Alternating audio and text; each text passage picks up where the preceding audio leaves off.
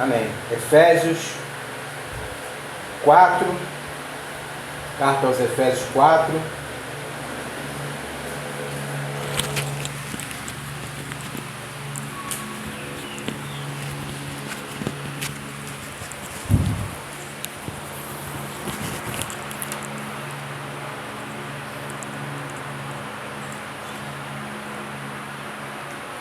Carta aos Efésios 4, capítulo 4, versos 4 a 6. Assim diz a palavra do Senhor, meus irmãos. Há um só corpo e um só Espírito, como também fostes chamados em uma só herança da vossa vocação. Um só Senhor e uma só fé, e um só batismo. Um só Deus e Pai de todos, o qual é sobre todos, e por todos, e em todos vós. Amém. Que Deus possa nos agraciar com a sua palavra nesta manhã. Irmãos, como vimos lá no sermão passado,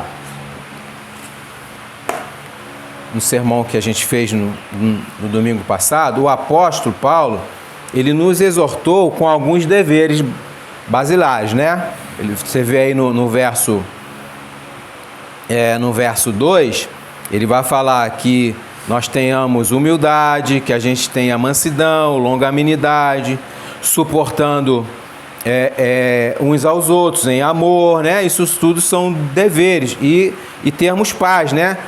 Guardando o vínculo, né? Guardando a unidade do Espírito com o vínculo da paz, né? Então, eles nos exortou com essas práticas, com esses deveres que todos os crentes têm que ter, né? E como vimos também, irmãos, que sem paz não há unidade, né? Ou seja, não há união sem paz, né? E agora, de uma forma absoluta, Paulo vai anunciar a Santíssima Trindade aqui nesses 3 versos, do verso 4 ao verso 6. Ele vai anunciar e vai mostrar a gente aqui, nesta manhã, irmão, o padrão a ser seguido. Qual é o padrão que o crente deve seguir, né? Da unidade, né? De você ser unido ao corpo de Cristo, né? Então ele vai mostrar esse padrão, coisa que infelizmente hoje nós não vemos. As igrejas modernas, elas se desviaram faz tempo. Elas não seguem o mesmo padrão. E eu vou falar um pouco disso também. Mais uma vez, como eu falei na semana passada. Então, elas diferem desse padrão bíblico, né? Que o padrão está na Trindade, né? Então, no verso 4 aí, irmãos, nós vamos ver uma expressão, um artigo indefinido acrescido de um advérbio de exclusão. O que quer dizer isso? Que é um artigo, vejam só que ele vai falar assim, ó, há um só corpo, né? Um só Espírito, uma só esperança, né? Então, ele vai repetir isso e até o verso 5, ele vai falando um só Senhor, uma só fé e um só batismo. Então, esse artigo, ele é repetido várias vezes como forma de que ele seja absoluto. Ele é indefinido, mas é acrescido de um advérbio que torna ele único, absoluto. Por isso que ele vai falar que há um só corpo, um só Espírito, uma só esperança, um só Senhor, uma só fé, um só batismo. E um só Deus. Que pega também o verso 6 aí. Então, aqui nós temos essa expressão. E o que isso significa, irmãos? Né? Eu falei tanto, né? Agora o que isso significa? Ao traduzir para o português, o tradutor procurou expressar ali ele colocar uma melhor expressão para que a gente entenda de forma que o que esse um só quer dizer, que ele quer dizer uma forma absoluta. Por isso que ele usou esse artigo e esse advérbio tirado do grego, né? Portanto, irmão, no grego, esse artigo, ele quer dizer que é algo que é absoluto, juntamente com o advérbio, é algo que é exclusivo, né? Não podendo existir outro além desse. É isso que ele está dizendo aqui. Ó, um só corpo, não há outro corpo, só existe esse corpo, certo? Um só espírito, não há outro espírito, só existe esse espírito, né? Uma só esperança, só existe essa esperança, não existe outra. Um só Senhor, só existe esse Senhor. Uma só fé, só existe essa fé. E um só batismo, e um só Deus, só existe um só batismo e um Deus. É isso que ele quer dizer. Então é algo absoluto, não existe outro, não há possibilidade de a gente ver outro, né? Só existe um, e este um está, ele está preso na Trindade. Na Trindade. É 3 em 1, né? 3 pessoas num único Deus, né? Deus Pai, Deus Filho, Deus Espírito Santo. E esse Deus, de tudo que emana nele, é único, né? Uma só fé, uma só esperança e um só batismo.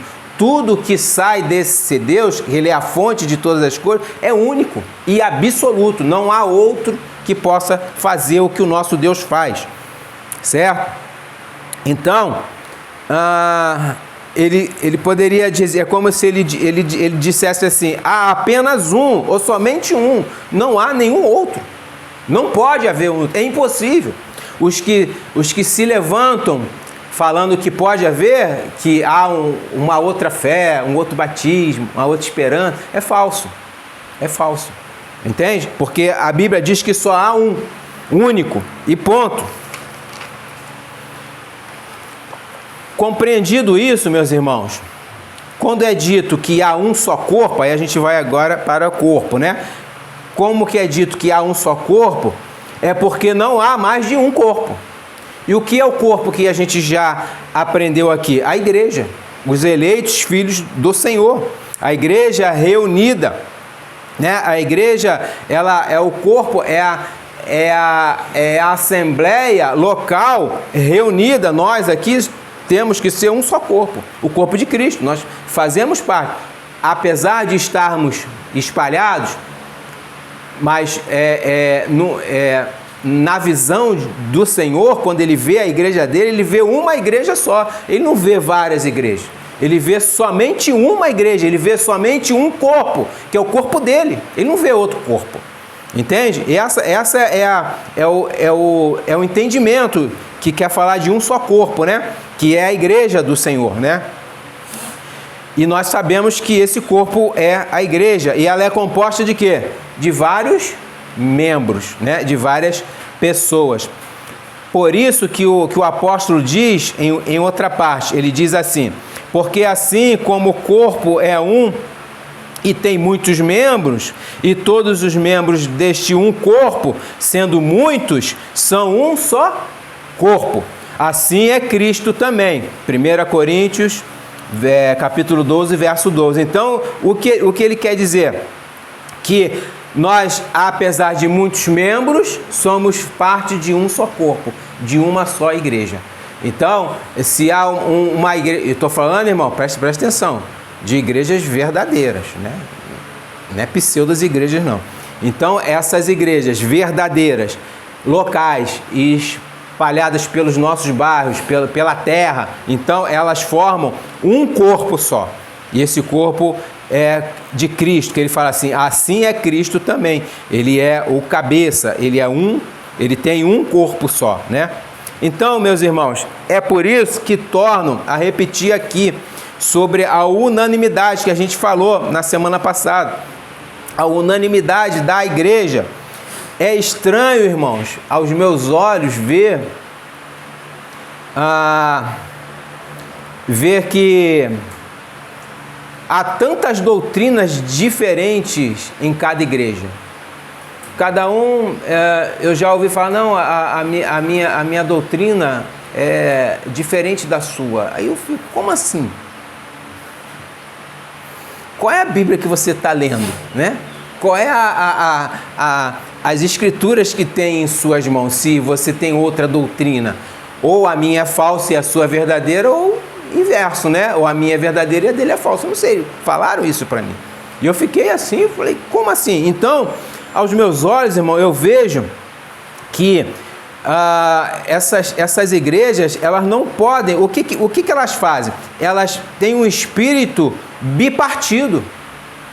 É outro espírito, não é o mesmo espírito, porque ele diz aqui que há um só espírito. Então, se você olhar em um corpo, ele é bipartido, né? E cada membro pensa e age de uma forma. Eu já ouvi, né, quando eu estava em outra igreja, o pastor falando que o espírito, presta atenção nisso, na mesma passagem, exemplo, se eu estou pregando aqui, Efésios de 4 a 6, né? 4, de 4 a 6, o Espírito revela ele de uma forma e para mim vai me revelar de outra. Ele tem uma interpretação, né? Entre aspas, né? Uma revelação e eu teria outra. Aí, como é isso? O Espírito te dá outra, né? Outra interpretação, outra revelação do que está escrito, não é uma só verdade, é uma só doutrina, irmão. Eu não posso fugir do que está aqui, entende? Então, aí eu fiquei assim, falei, meu Deus, tem alguma coisa errada nisso aí, né? Mas, enfim,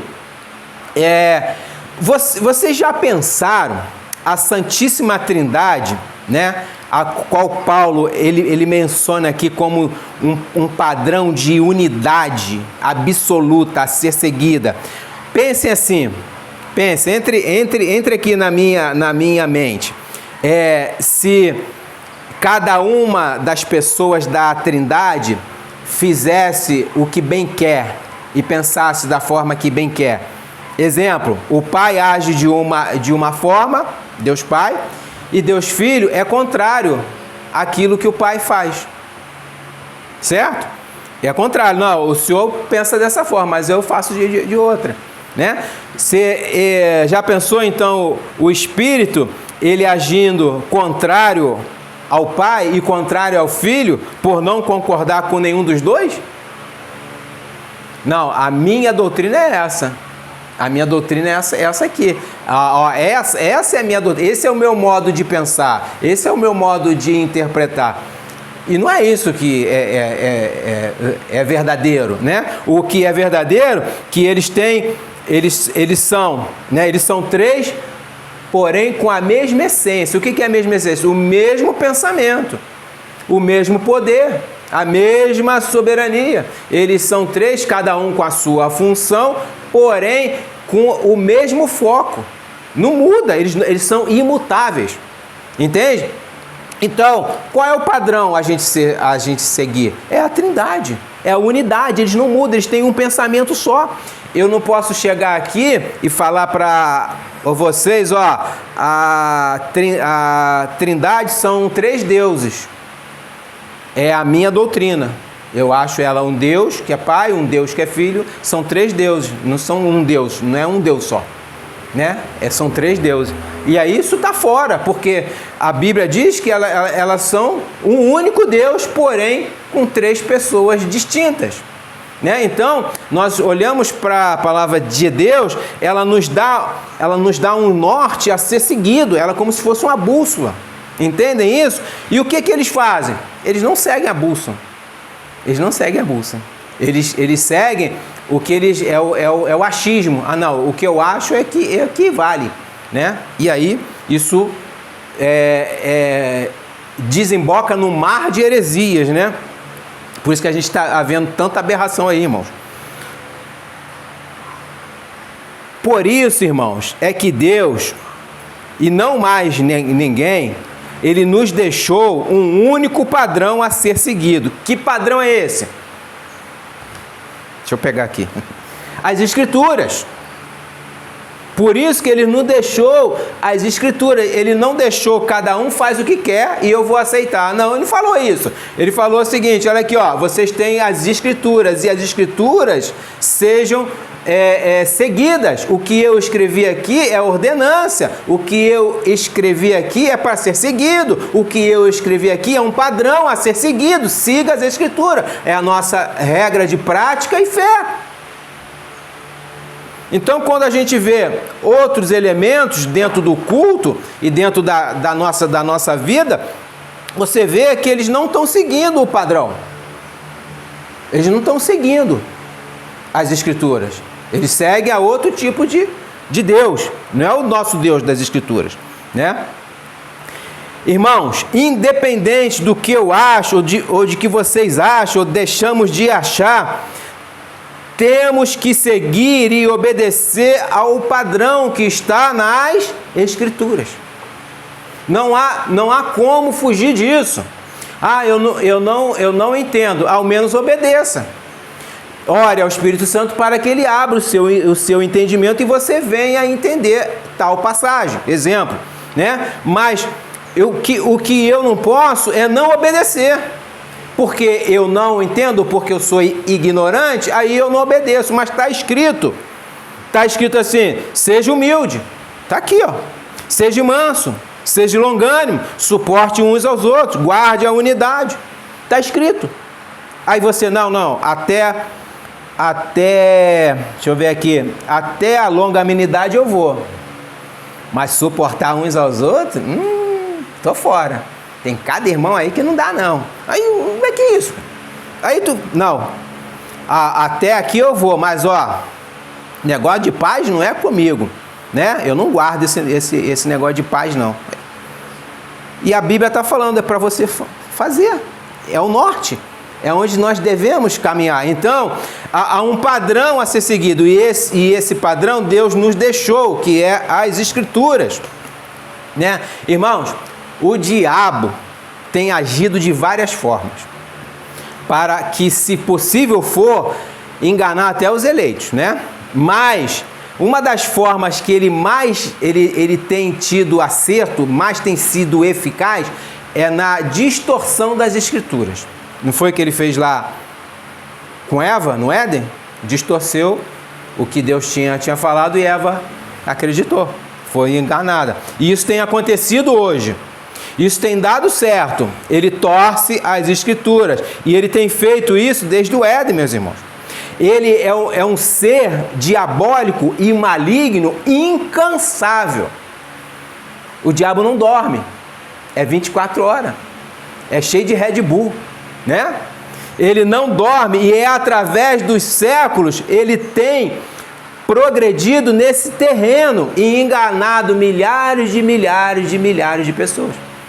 Enganou lá no segundo século Marcião, enganou no quarto século Pelágio, enganou Erasmo, foi enganando os remonstrantes, os pelagianos, os arminianos, enganou Armínio e foi enganando. Hoje engana quem? Os pentecostais, os neopentecostais, enganam os testemunhas de Jeová, os mormons, e vai engana a Igreja Católica, e ele vai enganando, eles vão acreditando naquilo que vai entrando dentro da possível igreja, o diabo está enganando de várias formas. E aonde ele engana? Né?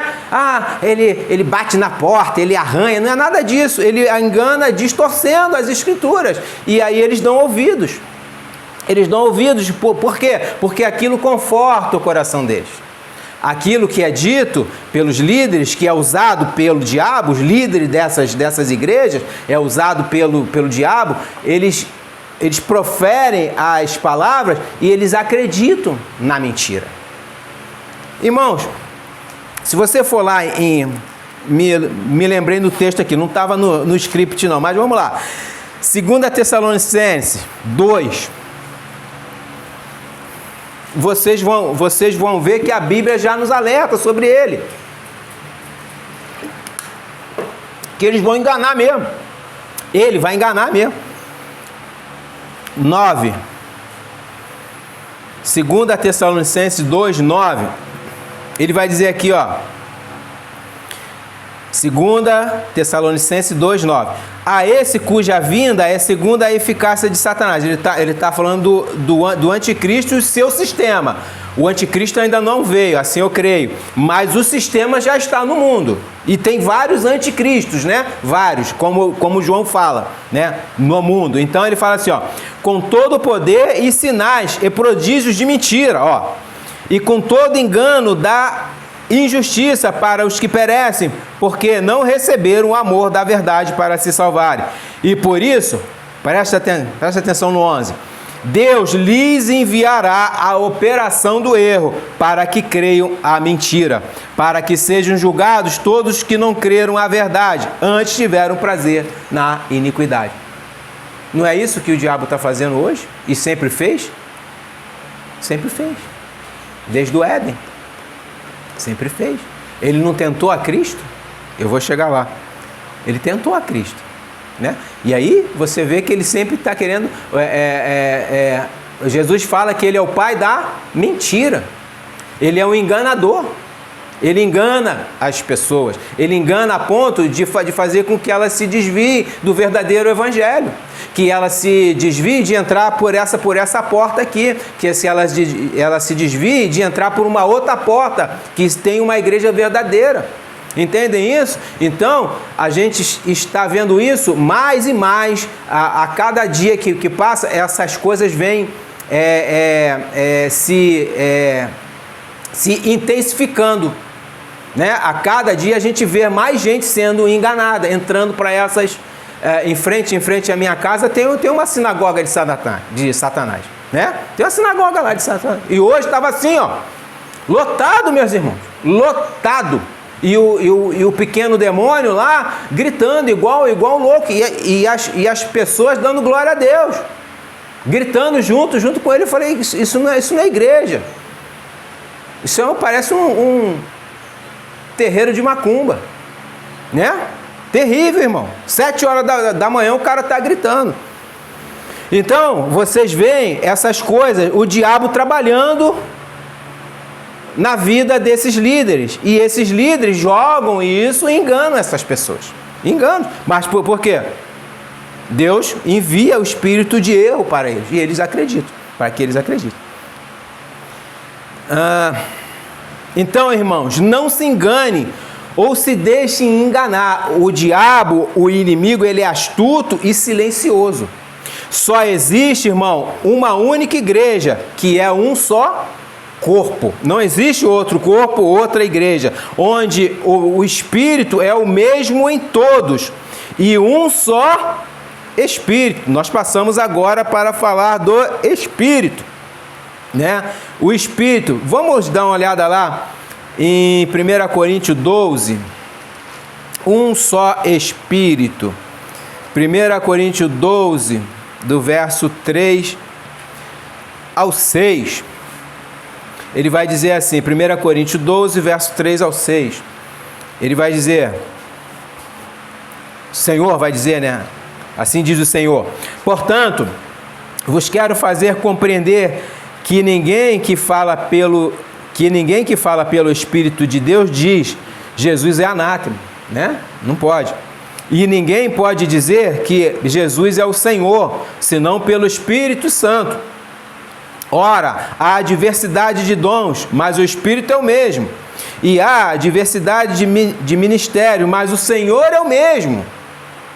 Há diversidade de operações, mas é o mesmo Deus que opera tudo em todos. Então, presta atenção, irmãos. Eita, presta atenção. Se o Espírito Santo é um só, o Espírito Santo que opera lá na sinagoga, segundo eles falam, que tem o Espírito lá, é o mesmo que opera aqui? Então tem algo errado. Ou eles estão errados, ou é a palavra de Deus que está errada. Quem está errado? Eles. Entende? Então, se ele está falando assim, há diversidade de operações, sim, os dons, né? Ele vai falar aqui sobre os dons. E aí, os dons, cada um tem um dom que Deus dá. Mas esse dom, ele é para um único corpo. Entende? Então, se eu tenho o dom de interpretação da palavra, o pastor de uma outra igreja verdadeira tem o mesmo dom, nós vamos falar a mesma coisa. Ou parecido, né? Palavra não dá, mas é o mesmo falar, é o mesmo entendimento. A gente não sai desse entendimento, porque não tem como sair. Porque é o mesmo Espírito. É o Espírito que faz essas coisas. Então, é o mesmo, aqui ele fala, é o mesmo Deus, é o mesmo Senhor que é Cristo, que nós vamos ver aqui, e é o mesmo Espírito. Não há dois Espíritos, dois Senhores e dois deuses. Não há. Só que o que nós estamos vendo hoje é exatamente esse. Eles estão pregando a outro Cristo, servindo a outro Deus e tendo um outro Espírito. E que eu ouso dizer que é o Espírito do porco. Espírito de porco. Então, irmão, este texto aqui que nós estamos lendo aqui, esse aqui, de Romanos 12, né? De Romanos, de 1 Coríntios 12, ele é concomitante com o texto que a gente está trabalhando, que é o de Efésios. Ele se alinha com ele. Mas existe outro texto que nos fornece também um entendimento melhor sobre essa questão de unidade, de ser um só corpo, um só espírito. Vamos lá em Romanos 12, rapidamente. Romanos 12, verso 4 e 5. Vou ter que andar rápido aqui. Romanos 12, verso 4 e 5 diz o seguinte: porque assim como em um corpo temos muitos membros, e nem todos os membros têm a mesma operação, viu? Nem todos os membros têm o quê? O mesmo dom, né? Faz a mesma coisa, né? E assim nós, que somos muitos, somos um só corpo em Cristo, mas individualmente somos membros um dos outros. Nós somos membros da sinagoga de Satanás? Eita, lógico que não. É impossível. Nós somos membros dessas pseudas igrejas que pulam, que caem no chão, que rodopiam, que parece mais um centro de macumba? Não, não somos. Eles não são membros junto conosco. É impossível. É impossível, né? É impossível. Então, irmãos, porque em um só corpo, com um só espírito, todos nós fomos chamados para uma única salvação. Só existe uma salvação e ela está em Cristo. E nós, como membros do seu corpo, as igrejas verdadeiras que estão espalhadas sobre toda a terra, nós fomos chamados e convocados, né, com a vocação de sermos salvos para uma só salvação que há em Cristo Jesus. Não há duas salvações. Não há, é impossível. Hoje eu estou salvo, amanhã não. Que eu fiz isso, aí caí da salvação, caí da graça. Isso é coisa de pentecostal. Então, se existe um só corpo e um só espírito, fomos chamados também para uma única salvação. Essa, irmãos, essa é a nossa esperança. Essa é a nossa esperança. Não é o que ele vai falar aqui? Como também foste chamados em uma só esperança da vossa vocação. Qual é a nossa... Aonde está voltados os nossos olhos? Para os céus.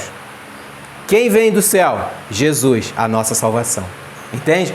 Os nossos olhos estão voltados para o alto, não para a terra, mas para o alto, do céu, de onde vem a nossa salvação, que é Jesus Cristo, nosso Senhor. Então, nós temos, a nossa esperança é essa. É por isso, irmãos, que nós devemos perseverar, lutar e trabalhar. Não podemos desistir, mesmo que todas as circunstâncias sejam contra. Você olha em volta daqui, nós somos os únicos, infelizmente. Infelizmente. Mas é por causa disso que eu vou desistir? Jamais. É por causa disso que nós vamos fechar a porta e vamos embora? Jamais. Jamais. Se fechar aqui, eu vou para outro lugar. Não vou deixar de nunca pregar e congregar. Nunca.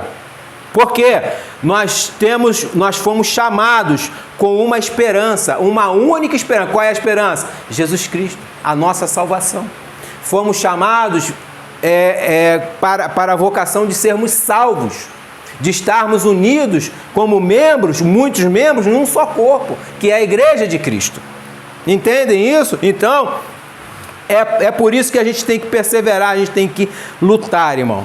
A palavra diz, o Senhor diz lá em Apocalipse 2:10, no finalzinho: ser fiel até a morte, e dar-te-ei a coroa da vida. É uma promessa, é uma esperança, né? Ser fiel, ser o quê? Persevere, não arrede o pé, não saia de onde eu te botei, não se desvie para esses enganos, para essas pseudas igrejas que usam de estratégias para encher os seus locais.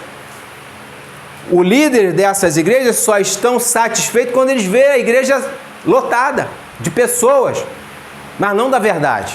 Eles não pregam a verdade. Entende? Irmãos, é mais que um chamado, é uma convocação, algo que é impossível ao homem, né? Dizer não, é impossível que você diga a Deus que você não vai. O Senhor está nos chamando, Ele está nos convocando, não há possibilidade de dizermos não. Não há possibilidade de dizermos não. É impossível. A palavra de Deus vai falar que muitos são chamados, né? Poucos os escolhidos. É entre esses escolhidos que nós estamos. Deus faz um chamamento? Faz. Só você ver essas pseudas igrejas, mas não são escolhidos. Não são. Eles estão ali para o engano, para o erro, né? Estão ali para enganar aqueles que não são eleitos, né?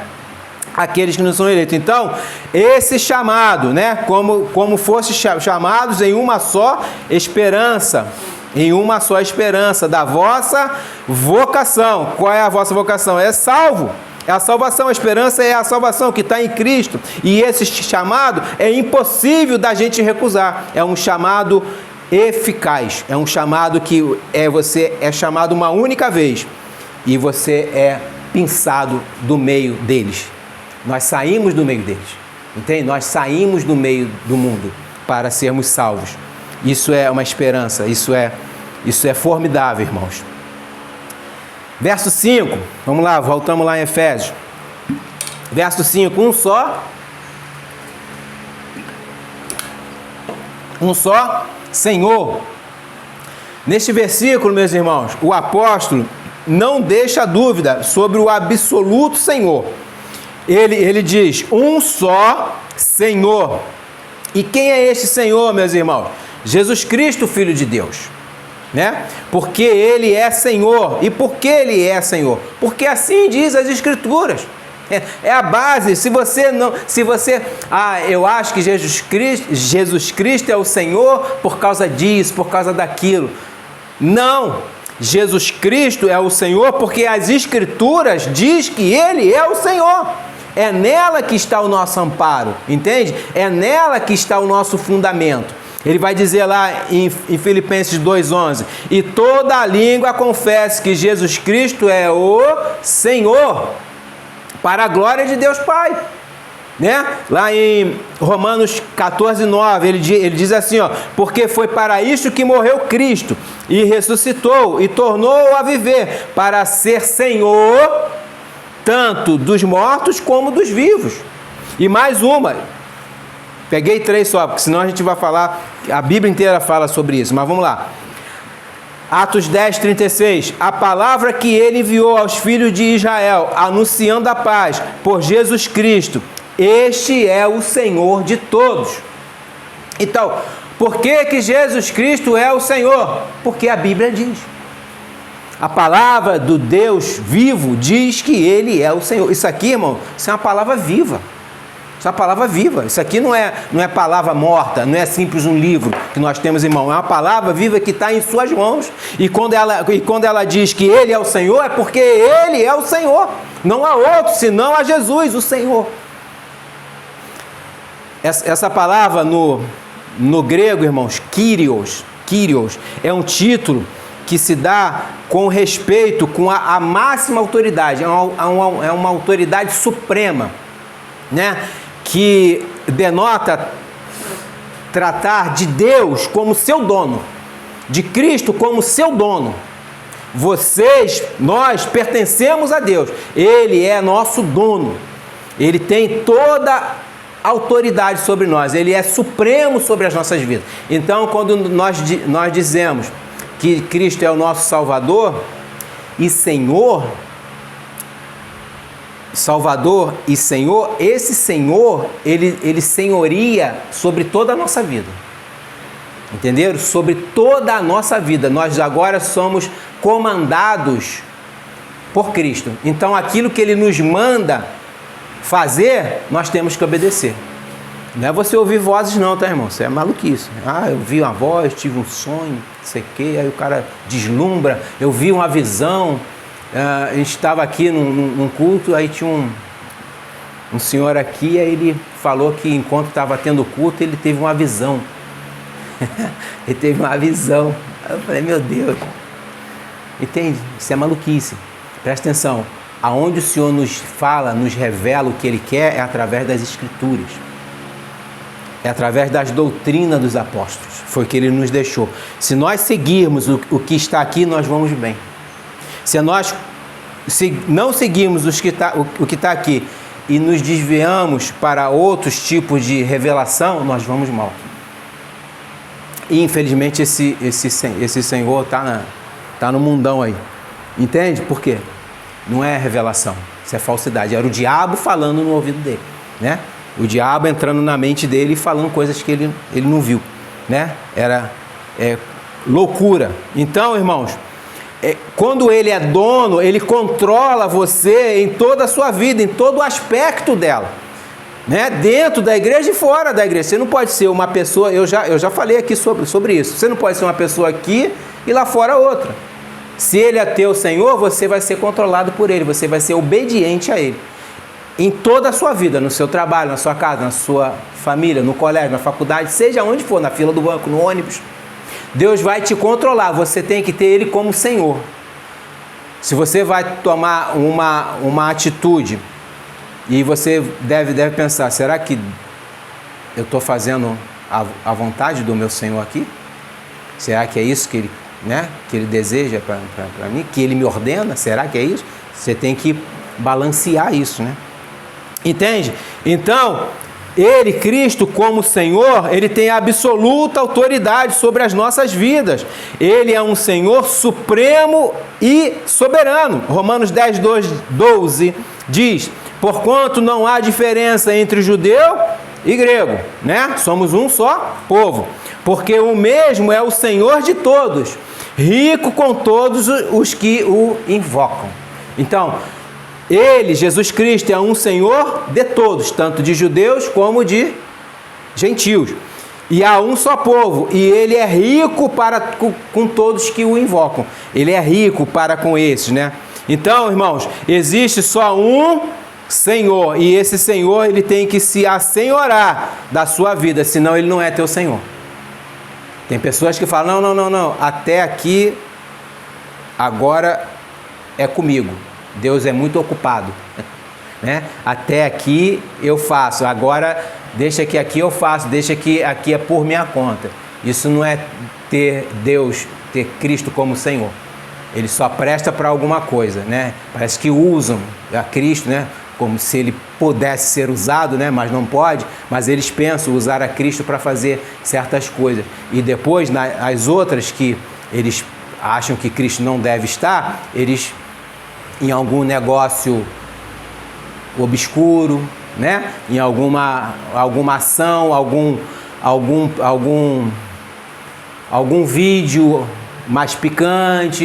Não, aqui Deus não... né? Deus não se mete aqui, que aqui é a minha parte carnal. Não existe crente carnal.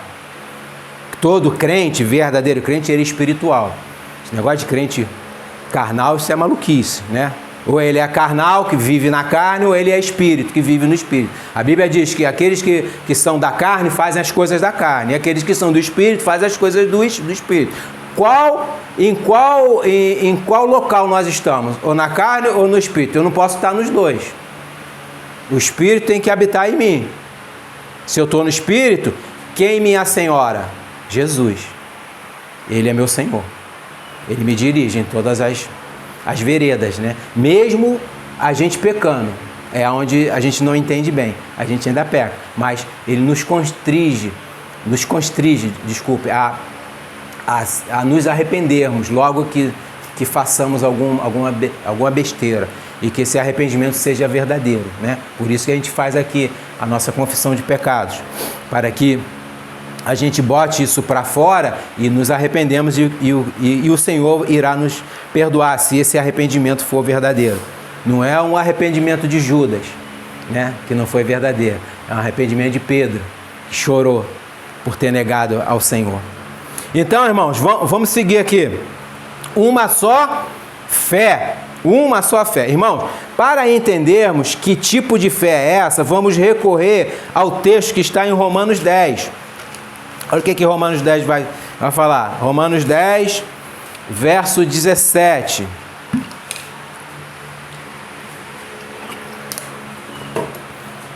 Romanos 10, verso 17.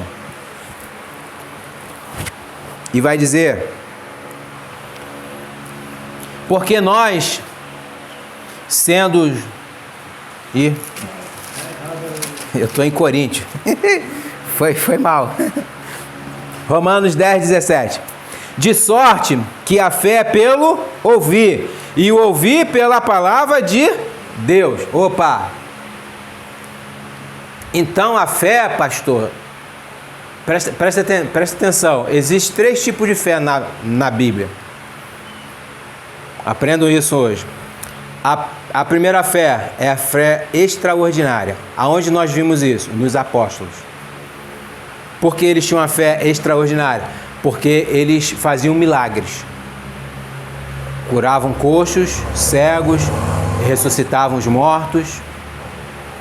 Essa é uma fé extraordinária, dada por Deus somente aos apóstolos, para que eles fizessem maravilhas e prodígios para a construção da igreja ali no primeiro século. Acabou. Essa fé acabou. Você não consegue mais fazer um coxo andar. Você não consegue mais fazer um cego enxergar, ou um mudo falar, ou um surdo ouvir. Você não consegue ressuscitar um morto, a não ser aquele senhor que também esteve aqui, ele falou que fez. Essa é... Meu Deus. É sério, irmãos. Então você não consegue. Então esta fé acabou. Esta fé foi para os apóstolos. Isso é muito sério. Porque eles acham que podem, não podem. Agora, através da oração, você pode orar para que um irmão que esteja acamado por alguma doença, ele venha a se curar, mas não a andar. Não, preste atenção, irmão. Não que Deus não possa fazer isso. Não estou falando que Deus não possa fazer isso. Eu estou falando que nós não temos mais esse poder. Esse poder estava sobre os apóstolos. Então essa é a primeira fé. Não tenho tempo aqui para discorrer mais sobre isso, que é um tanto profundo. A segunda fé, né, é a fé que nos leva à salvação. Esta fé não precisa de entendimento. Entende? Ela nos leva à salvação. É a fé que quando nós fomos a Cristo, é a fé da nossa conversão. Ó, eu quero sair dessa vida. Você tinha entendimento da Bíblia quando você quis isso? Não. Foi algo que Deus operou em nós. Não é isso que ele fala aqui? Efésios 2:8 vai falar, né? Que Deus é quem opera a fé, que dá o dom da fé, né? Que é pela graça, né? Pela graça sois salvos, por meio da fé. Que isso não vem dos homens, isso é dom de Deus. Ele nos dá esta fé para que a gente creia no Senhor e nos converta a Cristo Jesus, nosso Salvador. Essa é a segunda fé. Agora, esta fé que nós estamos falando aqui é uma fé que é cognitiva. É uma fé que a gente tem um entendimento porque a gente está seguindo ela. Porque é o que a gente acredita. E que fé é essa? Essa fé, ela é nos dada da forma que De sorte que a fé vem pelo ouvir. Ouvir o quê? A palavra de Deus. Então, o que vocês estão ouvindo aqui hoje é a palavra de Deus. E essa palavra é que vai aumentar a sua fé. É a fé com o entendimento. É a fé que é doutrinária. É uma fé que ela é exclusiva, vinda das Escrituras. A fé, não sou eu que estou falando não, irmão. É a palavra aqui, ó. De sorte que a fé é pelo ouvir. Ouvir o quê? A palavra de Deus. Então é a fé, só quem tem esta fé é quem estuda a palavra de Deus, é quem ouve a palavra de Deus. Só quem tem essa fé é quem entende a palavra de Deus. É por isso que essas pseudas igrejas, vou bater nelas hoje assim, com vontade. Essas pseudas igrejas, elas não têm essa fé, porque elas não entendem a palavra de Deus. Se elas entendessem a palavra de Deus, elas agiriam conforme a fé. Não é uma só fé? É nesse intuito que o apóstolo está falando em Efésios, porque é um só corpo. E esse corpo tem que ser o quê? Uma só fé. E é esta fé que vai dar entendimento para você seguir um só Deus, um só Espírito e um só Senhor. A Trindade.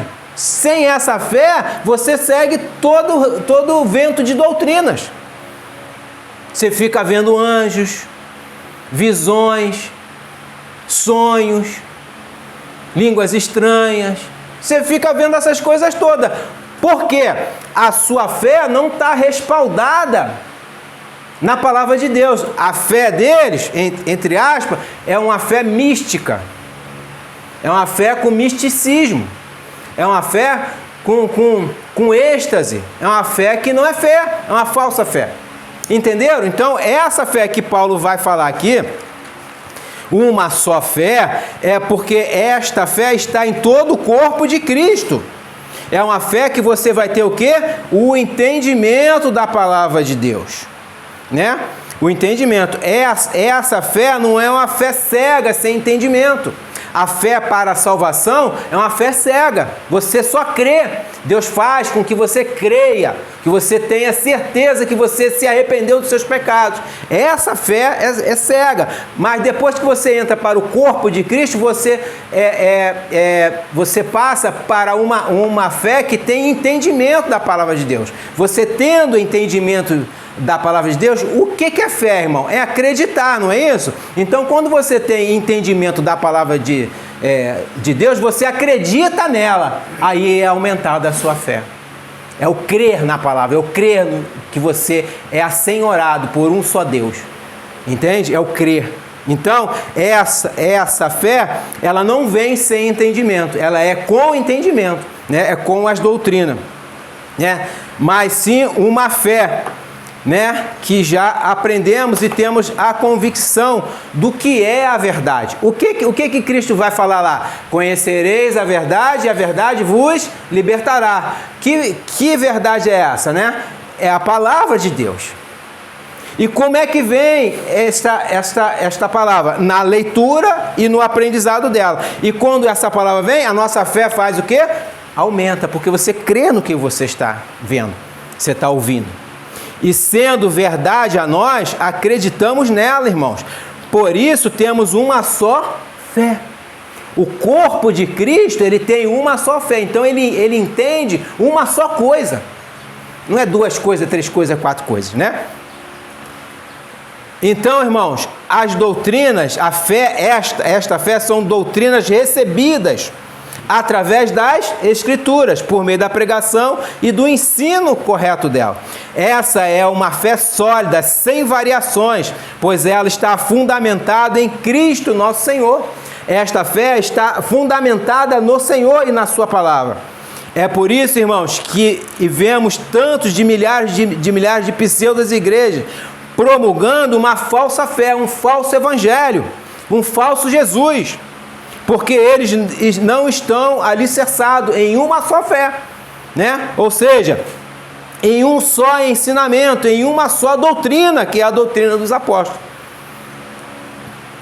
Vou citar, irmão, um texto agora que vai nos ajudar, que nós vamos abordar mais à frente, está no Efésios, mas é que ele é fundamental nesse contexto.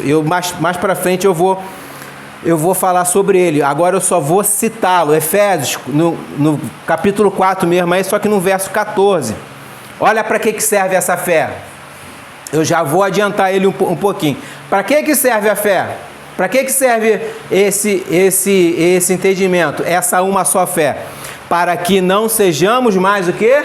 Meninos inconstantes, levados em roda por todo vento de doutrina, pelo engano dos homens, que com astúcia enganam fraudulosamente, né? Para que você não seja enganado. É esta fé que o corpo de Cristo tem, o verdadeiro corpo de Cristo tem, para que nós não sejamos meninos inconstantes, levados por todo vento de doutrina e sendo enganados por homens fraudulentos, astutos, pelo diabo. Oxe, irmãos, isso está tão claro como a água que sai da nascente. Isso está tão claro que a gente vê, para que serve a fé? Esta fé, eu tenho o entendimento agora. A fé, essa fé é pelo ouvir. Ouvir o quê? A palavra de Deus. Quando essa palavra é dita, eu tenho o entendimento. Para quê? Para que eu não seja enganado. Para que eu não seja enganado. Vou falar desse texto mais à frente, se Deus permitir, que a gente está caminhando, né? E eu vou voltar no assunto de novo, né? Por hora basta. Então, irmãos, líderes religiosos, até com erudição, eles pervertem a palavra de Deus. Eles têm, como é que dá o nome? Eloquência. Eles têm habilidade no falar. Eles são dócios. Não é um grosso igual a mim. Eles são dócios. Eles são singelos. Tem uns que são até meio afeminados. A grande verdade é essa. Né? Para que você... Nossa, esse pastor é um doce. Mas vai ver a pregação dele. Vê a pregação dele. Ele é tão manso. Vê a pregação dele. Vê se o que ele te ensina é verdade. Então, irmão, o apóstolo, ele nos exorta para o quê? Para a gente imitá-lo. Deixa eu ver se vai dar tempo de eu falar isso aqui. Rapidamente.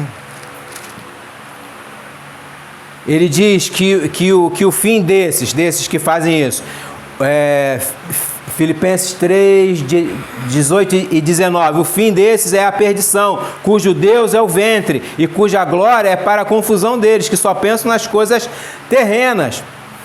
Né? Porque muitos dos quais muitas vezes diz que são inimigos da cruz de Cristo. Eles são inimigos da cruz de Cristo. Inimigos. Eles falam em nome de Jesus, oram em nome de Jesus, e expulsam demônios em nome de Jesus, lançam cura em nome de Jesus, falsamente. Vão ser cobrados por cada palavra deles. Vamos lá, irmãos, vamos caminhar. Agora, um só batismo. Um só batismo. Que tipo de batismo é esse, irmãos? Será o batismo nas águas? O batismo no fogo? O batismo no Espírito Santo? Vamos recorrer também a um texto. Que tipo de batismo é esse? 1 Coríntios 12. Volta lá em 12. 1 Coríntios 12. Verso 13. Vai dizer, porque todos nós fomos batizados em quê? Em um Espírito. Ponto. Já respondi. Que tipo de batismo é esse? Batismo no Espírito, né? Formados um corpo, formados um corpo. Quer judeus, quer gregos. Quer servos, quer livres. E todos temos bebido de um Espírito. De um só Espírito. Então, Paulo está o quê? Concordando com o que ele já tinha dito lá em Efésios. Todos somos batizados, a resposta é no Espírito Santo. Então, irmão, de acordo com as Escrituras, há um só batismo, e esse batismo é o batismo do Espírito Santo. E quando ocorre isso? É quando a gente fala em línguas? Não. Não. Quando ocorre isso, para a gente... Vamos na palavra de Deus. Vocês têm que saber disso também. Vê lá em João. Quando ocorre isso? Quando ocorre esse batismo? João 3. Quando acontece esse batismo? Porque ele vai falar que é um só batismo, não existe dois batismos. Aquele batismo nas águas, que eu não vou falar aqui, aquilo é simbolismo, tá, irmão? Estou falando do batismo de um só batismo. Um batismo. Esse batismo que ele está falando é um batismo espiritual, por isso que ele fala que é um só batismo. Vamos lá. João 3, a partir do verso 3 aí, ele vai falar assim: Jesus respondeu e disse, ele está falando com Nicodemos, tá? Na verdade, te digo que aquele que não nascer de novo não pode ver o reino de Deus. Disse-lhe Nicodemos: como pode um homem nascer sendo velho? Pode, porventura, tornar a entrar no ventre da sua mãe e nascer? Aí Jesus responde: na verdade, te digo, presta atenção agora, que aquele que não nascer da água e do Espírito não pode entrar no reino de Deus. O que é nascido da carne é carne, e o que é nascido do Espírito é Espírito. Não te maravilhes de ter dito: necessário vos é nascer de novo. Verso 8: o vento assopra onde quer, e ouves a sua voz, mas não sabes de onde vem, nem para onde vai. Assim é todo aquele que é nascido do Espírito, batizado no Espírito. Então, é no momento da sua conversão que você nasce de novo, não em carne, porque carne você já era, você nasce no Espírito. Aí está o batismo do Espírito Santo. E é só essa vez. O que o Espírito Santo faz? Ele te converte. Você era assim, ele te bota assim, lado oposto. Você era carnal, agora você é espiritual. Você era pecador, agora você vive uma nova vida. Você era velho homem, agora você é nova criatura. É o que o Espírito faz, ele te batiza nele para você viver no Espírito, não na carne. Entende? Então, esse é o batismo, é no momento da sua conversão. Esse é o batismo do Espírito Santo. Não é uma segunda bênção como alguns fazem. Há um outro batismo, é o batismo do Espírito Santo que vai fazer você falar em língua. Isso é mentira, falsidade. Isso é diabólico, irmão. Porque você coloca o Espírito na sua serventia. Eu quero falar em línguas. Então tem que ser batizado no Espírito. Espírito, me batiza que eu quero falar em línguas. Entende? O Espírito é que nos regenera. O Espírito é que faz toda essa conversão. Nós éramos maus, agora nós somos bons. Nós éramos injustos, agora nós somos justos. Entende? É o Espírito que faz. Então, esse é o batismo do Espírito. Por isso que Paulo fala que há um só batismo. Não há 2 batismos, 3 batismos, 4 batismos. Não existe isso. O batismo das águas é outra coisa, tá? É outra história, que não cabe aqui. Eu nem vou falar sobre isso. Então, irmãos, seguindo, a gente está acabando. É nessa hora que ocorre esse único e absoluto batismo, o batismo do Espírito em você, quando você se converte ao nosso Senhor. Na grande verdade, é Ele que nos converte, né? A gente não é convertido. Ele é que nos converte. Olha o verso 6 aí, para a gente terminar. Repare que tem um pronome também aqui, indefinido no texto, que se repete 4 vezes. Que pronome é esse? Todos. Ó, um só Deus e Pai de todos, o qual é sobre todos, e por todos e em todos vós, né? Esse todos. Quem são? A pergunta que fica: quem são esses todos? Se essa carta, irmão, presta atenção, está destinada primeiramente à igreja de Éfeso e depois para toda a igreja, pelos séculos de séculos até chegar a gente hoje, então esse todos são quem? Os filhos eleitos do Senhor, como ele disse lá em Efésios 1, ele diz assim, 4, porque como também nos elegeu nele antes da fundação do mundo, para que fôssemos santos e irrepreensíveis diante dele em amor, e nos predestinou, para filhos de adoção por Jesus Cristo para si mesmo, segundo o beneplácito da sua vontade. Então, esses todos são os filhos de Deus, a igreja do Senhor. E como está escrito também lá em 1 Coríntios 8,6, que diz: todavia, para nós, quem é esse nós? Esses todos. Há um só Deus e Pai, de quem é tudo, e em quem estamos, e um só Senhor, Jesus Cristo, pelo qual são todas as coisas, e nós por Ele. E nós por Ele. Então, quem é esse todos? Né? Somos nós. Somos nós. O quem? Os eleitos no Senhor. Quem não é eleito não faz parte desse todos. Que aí alguém pode falar: esse todo é toda humanidade. Não. Mentira, não tem como. Não procede da palavra isso. Não procede. E há um só Deus e Pai de todos. A gente tendo essa compreensão, Ele é Pai. Por que ele fala que é Pai? Porque é filhos. Todos são filhos? Não, todos são criaturas. Filhos são os eleitos. Por isso que está falando que esse todos é só para os eleitos, né? E um só Deus, né? Com esse entendimento em mente, irmãos, podemos afirmar, juntamente com as Escrituras, que temos um só Deus e Pai. Um só Deus e Pai. Olha o que Jesus... Lembra que eu falei que eu ia falar sobre a tentação de Jesus? Jesus disse para o diabo na sua tentação, Mateus 4, verso 10. Mateus 4, verso 10. Jesus diz assim: vai-te, Satanás, porque está escrito, vai-te, Satanás, porque está escrito: ao Senhor teu Deus adorarás, e só a Ele servirás. Só a Deus servirás. Então há um só Deus. Um só Deus. Em Isaías, no livro de Isaías, não precisa abrir lá não, irmãos, eu vou rapidamente para a gente ganhar tempo. Isaías 45, cadê o verso? 22, vai dizer o seguinte: olhai para mim, sereis salvos, vós, todos os termos da terra, porque eu sou Deus e não há outro. Então isso fala o quê? Confirma o que Paulo está falando, que há um só Deus. Ele é Deus.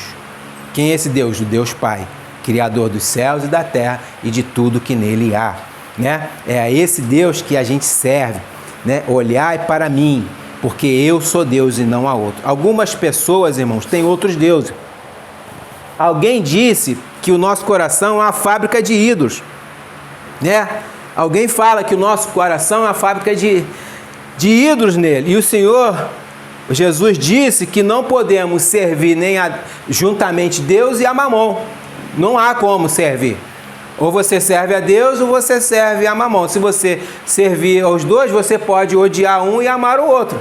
E por aí vai, né? Então ele fala: sirva a Deus, sirva ao único Deus, o Deus soberano, o Deus de toda a terra. A pessoa idólatra, irmão, a pessoa que serve a outro Deus, ela se torna idólatra. E toda pessoa idólatra, presta atenção, ela é egoísta, ela é avarenta, ela só pensa no seu próprio ventre, ela olha para o seu próprio umbigo, só pensa nos seus próprios interesses. As Escrituras diz que esses não herdarão o reino de Deus. Está lá em Gálatas 5, 19 e 21, vai falar que os idólatras é comparado com o pecado de feitiçaria. Eles não herdarão o reino de Deus. Se há outros deuses nas nossas vidas, no nosso coração, nós dividimos a glória do Senhor. E o Senhor fala: a minha glória eu não dividirei com ninguém. Com ninguém. Mas aqueles, irmãos, para a gente adiantar aqui, aqueles que têm um só Deus e Pai, o qual é sobre todos, esses crucificaram a sua carne. Agora a gente pode ir lá, Gálatas. Esses crucificaram a sua carne junto com Cristo. Gálatas 5.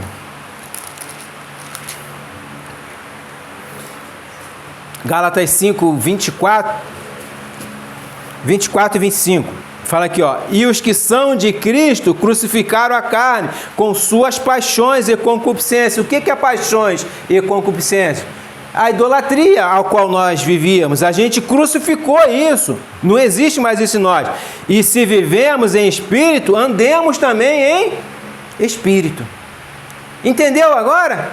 Como é que faz noção do que é nascer de novo no espírito? De você ter uma vida no espírito e não na carne, porque os que são de Cristo, os que têm o Senhor Cristo como o Senhor, eles crucificam a carne com as suas paixões e concupiscências e vivem uma vida no espírito e andam conforme o espírito. Esse é o nosso andar. Esse é o nosso viver, é o viver em Cristo, como tendo Ele como Senhor, vendo a Deus como um só Deus e andando no Espírito, tendo uma só fé e uma só esperança. E eu concluo aqui, irmãos, falando para os irmãos que nós somos um só corpo, tá, irmãos?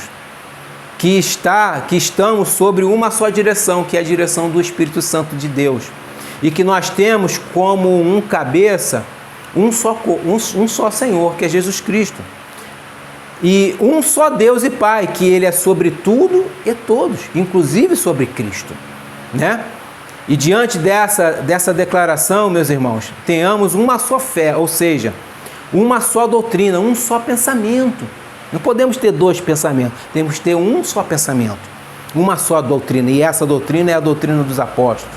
Porque nós, os verdadeiros filhos de Deus, fomos batizados em um só batismo. Que batismo é esse? Batismo do Espírito Santo. Não há vários batismos ou várias formas de batismos, irmão. Há um só batismo. E esse batismo que Paulo vai falando aqui é um batismo que ele não é feito por mãos humanas. Não.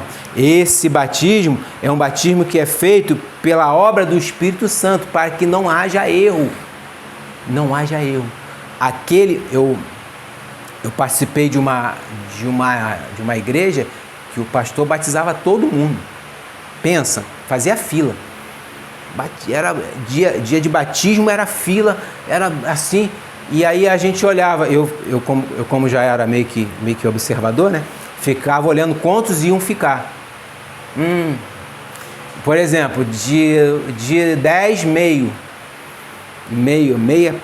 que o que ficava não estava firme ainda, entende? Não ficava, por quê?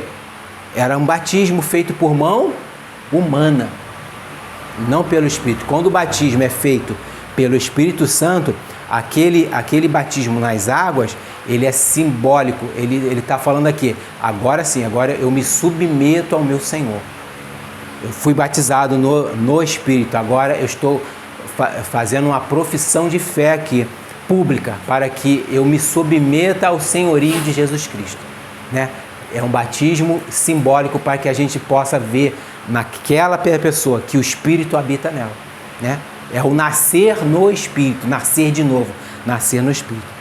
E que nós tenhamos isso em nossas mentes, irmão, que nós somos dominados, nós somos subordinados completamente, desde da ponta da cabeça até a sola do pé. Todo o nosso corpo, todo o nosso andar, todo o nosso ser, ele é dominado pelo Espírito Santo, ele é dominado pelo Senhor Jesus Cristo. Amém? Deus possa nos abençoar com esta palavra e edificar essa palavra em nossas vidas. Vamos nos colocar de pé, meus irmãos.